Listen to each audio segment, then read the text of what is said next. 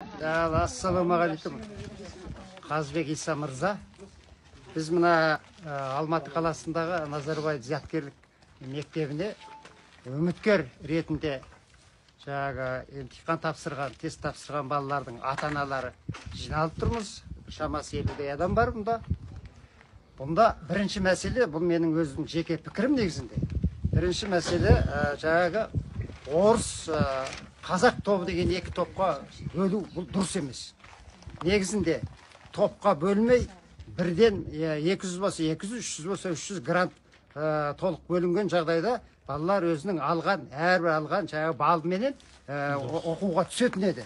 Бұл жерде бірінші қателік екі топқа бөлгендіктен қазақ тобындағы балалардың балының айырмашылығы 45-тен 50 болса да, жоғары болса да, олар грантқа түсе алмай тұрған осындай жағдай бар. Бұл бір. Екіншіден, қазақ тобындағы балалардың артықшылығы бар. Ол қандай артықшылық?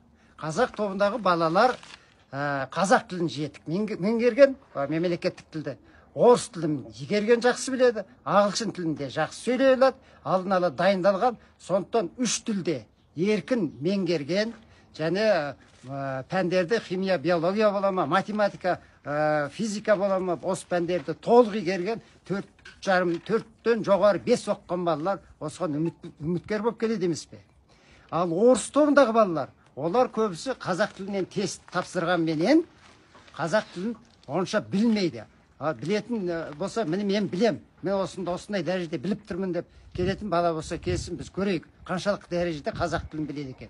Осындай дәрежеде егер орыс тобындағы балаларға тест тапсыратын болса, онда қазақ тілінен толық дәрежеде емтихан тапсырсын. Онда үміткер дұрыс болады. Осындай екі мәселе. Үшінші мәселе жалпысы мына резерв деген әңгімені қою керек. Резерв деген сөз ол бір бала келмей қалады, немесе бір бала ауырып қалады. Осының орнын толтыру үшін әңгіме ғой.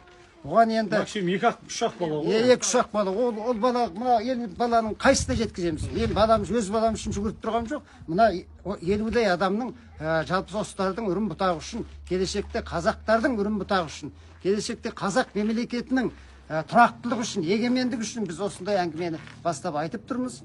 Осыны толық дәрежеде жеткізіп берсеңіз, мүмкін осыған байланысты қандай комиссия бола ма, кім болады? Нақты шешім қабылдайтын адамдармен бізді жолықтыра аласыз.